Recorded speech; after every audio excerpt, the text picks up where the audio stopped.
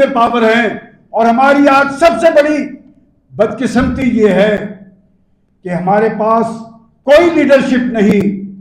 ہمارے نگران prime minister نے نہ فلسطین کے سلگتے ایشو پر کسی کو فون کیا ہے اور نہ کسی کو اتنا تکلف گوارا ہوا ہے کہ پاکستان کے نگران پرائم منسٹر کو اس حوالے سے ٹیلی فون کال کر لی جائے. میرا خیال ہے کہ اس میں مایوسی والی کوئی بات نہیں. مجھے آپ کی چمکتی پیشانیوں سے، مجھے آپ کے پریشان حال چہروں سے یہ نظر آ رہا ہے کہ ہمارے دل فلسطینیوں کے ساتھ ہیں، ہمارے دل کشمیریوں کے ساتھ ہیں.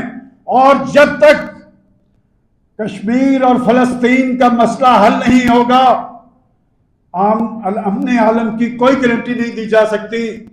اور مغرب کا دوہرا اور منافقانہ کردار یہ ہے کہ حق خود ارادیت کی سب سے زیادہ قراردادیں اقوام متحدہ کے چارٹر پر کشمیر اور فلسطین کی موجود ہیں.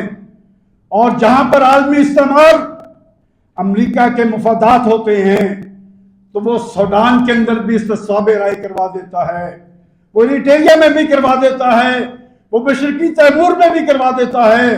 میں سمجھتا ہوں کہ اگر وہ ہمیں مسلم سمجھتے ہیں تو ہمیں کم از کم یکجہتی کا اظہار کرنا ہوگا فلسطینیوں کے ساتھ. 2 آپشن کی بات تو میرا خیال ہے عثمان صاحب کر چکے ہیں. ایک تو آپ نے سوشل میڈیا کے محاذ پر اپنا رد عمل ضرور دینا ہے، اور دوسرا کام ان کی ہمیں مدد کرنی ہے. ادویات کی صورت میں، اشیاء ضروریات کی صورت میں، اور میرا خیال ہے الخدمت سمیت بہت ساری سماجی تنظیمیں اس حوالے سے متحرک ہو چکی ہیں، فعال ہو چکی ہیں. ان کی مدد بھی کرنی چاہیے تاکہ ہم عملی طور پر فلسطین کاز کی حمایت کر سکیں.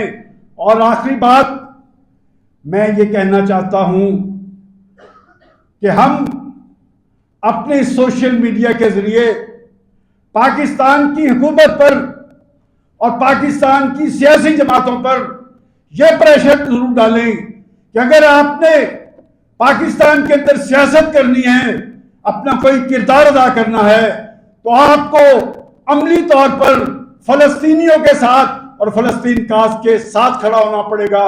میں سمجھتا ہوں کہ آپ کے اس رول کے نتیجے میں کوئی نہ کوئی تحریک ان کے اندر ضرور پیدا ہوگی. میں ایک مرتبہ پھر اس یونیورسٹی کے اور اس تقریب کے منتظمین کا تہہ دل سے شکر گزار ہوں کہ انہوں نے فلسطین جیسے سلگتے ایشو پہ اس سیمینار کا انعقاد کیا. Thank you.